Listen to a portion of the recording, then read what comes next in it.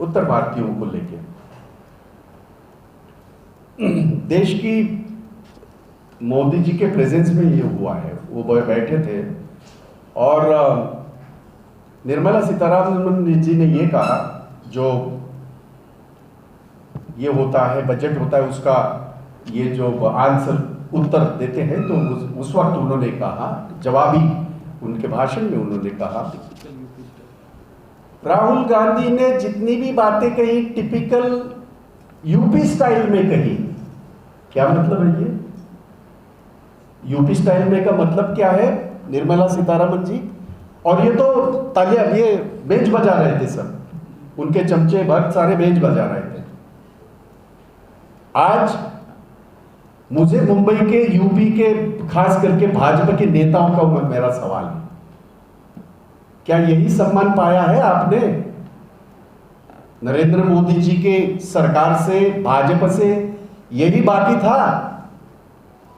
जिस तरह से यूपीओ को और खास करके यूपी के मजदूरों को दोष दिया जा रहा है कि इनके बदौलत कोरोना फैला, ये उनका कहना है, ये मेरा नहीं कहना। तो मेरा सवाल मुंबई के भाजपाई को, यूपी के भाजपाई को यही है, क्या ये अपमान यूपी बिहार की जनता बर्दाश्त करेगी? मुझे यकीन है नहीं करेगी। किस मुंह से ये कहेंगे? मुंबई में आके हम रास्ता देख रहे हैं कि वो लोग आए और बात करें, जवाब दिया जाएगा लोगों द्वारा जनता जवाब देगी। तो इस तरह की जो एक राजनीति, इतनी ऊंची, इतनी गिरी हुई राजनीति इस देश ने कभी भी नहीं देखी, खास करके केंद्रीय सरकार से तो कभी भी नहीं देखी, जो अब हमें देखने के लिए मिल रहा है। इसलिए मैंने शुरुआत में एक ये कहा था, चल रहा है देश की, खास करके देश के संसद में और राज्यसभा में भी। और आज तो एक बहुत बड़ा ड्रामा हमने देखा हमेशा की तरह कि कांग्रेस नहीं होती तो क्या होता, कांग्रेस नहीं होती तो ये होता, कांग्रेस नहीं होती तो वो होता। मैंने उसके बारे में हिंदी में ही बात की है, तो मैं I don't wanted to repeat it because you guys have already heard about it. Only I would like to add one more thing in this. 2014 में अगर भाजपा नहीं होती इस देश में पिछले 7 सालों से तो क्या होता, वो मैं बयान करना चाहता हूं। अगर भाजपा न होती इस देश में पिछले 7 सालों से, तो 628 करोड़ का रफाल 1800 करोड़ में नहीं खरीदती सरकार।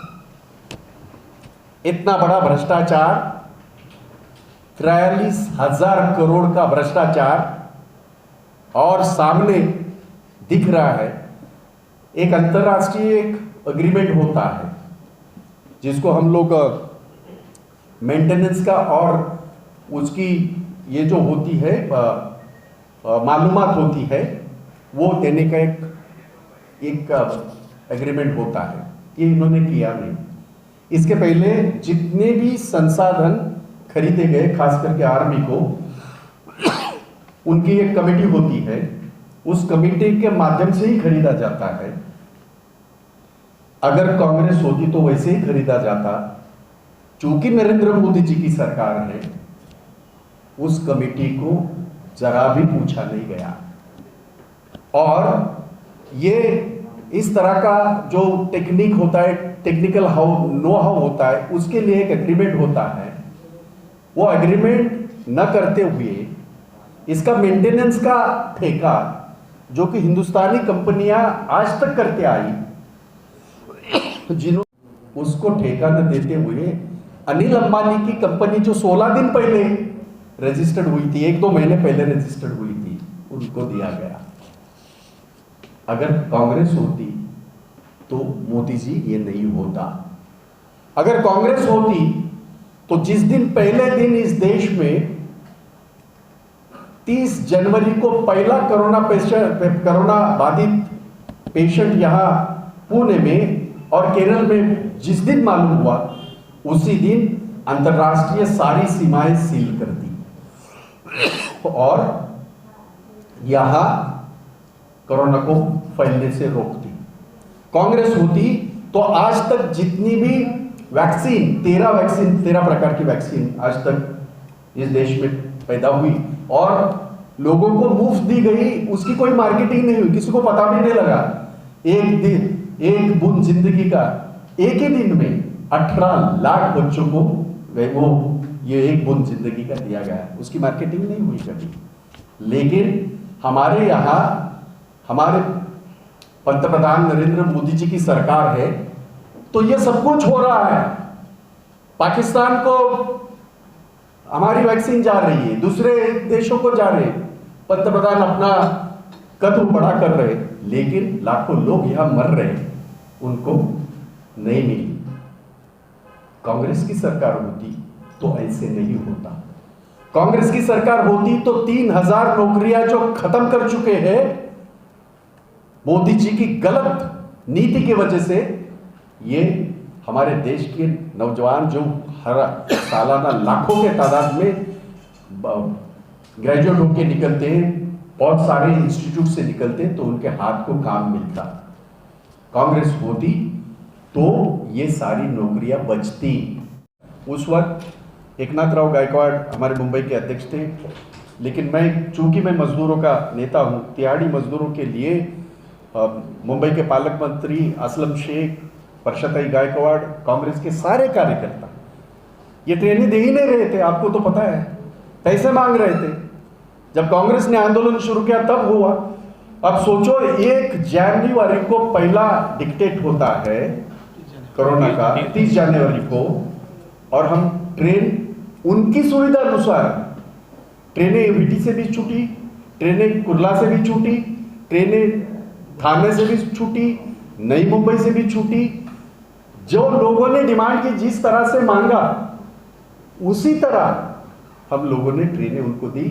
और जो 25% पे जो ये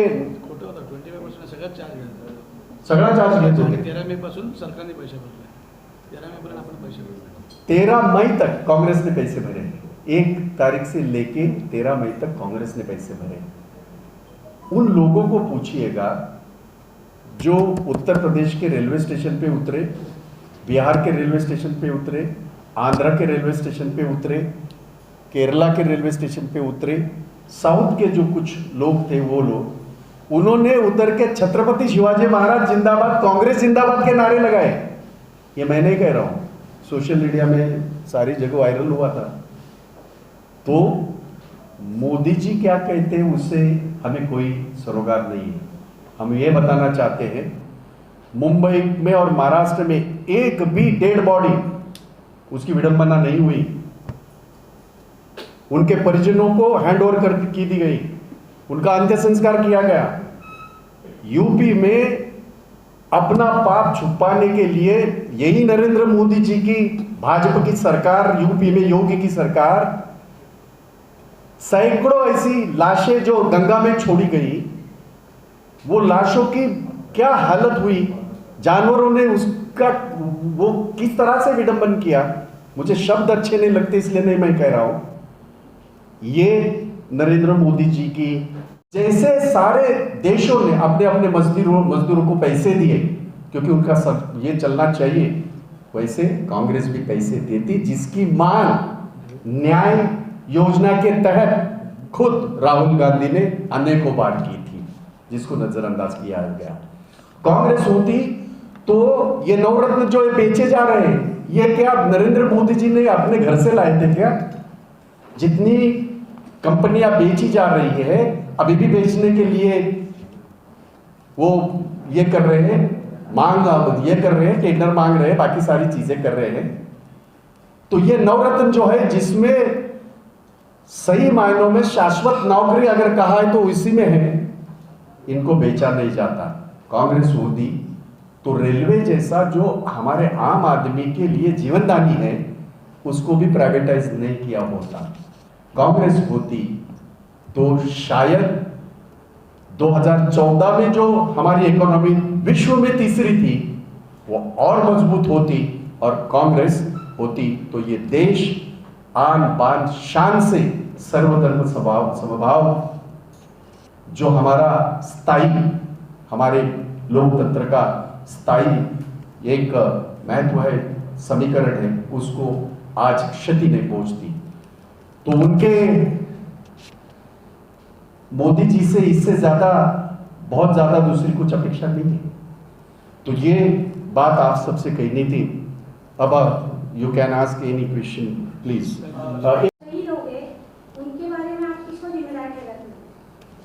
नरेंद्र मोदी जी की सरकार, नरेंद्र मोदी जी की सरकार इससे जिम्मेदार है। लाखों लोगों की जो जाने गई है, ये सिर्फ और सिर्फ केंद्र की नाकाम सरकार, जिन्होंने कोई भी काम इस देश के नागरिकों के लिए पैंडेमिक के दौरान नहीं किया, इसलिए लाखों लोगों की जाने गई। कांग्रेस से जो ट्रेन से भेजा गया, उसके वजह से उत्तर भारत में कोरोना फैला, कल ये संसद में कहा गया। तो आरोप ये है कि कांग्रेस की वजह से लोग गए और उनकी वजह से वहां पर डरा कर भेजा गया आपको। मेरा तो यही कहना है, WHO पैंडेमिक जाहिर करती है 12 मार्च को, पहली ट्रेन जाती है 1 मई को।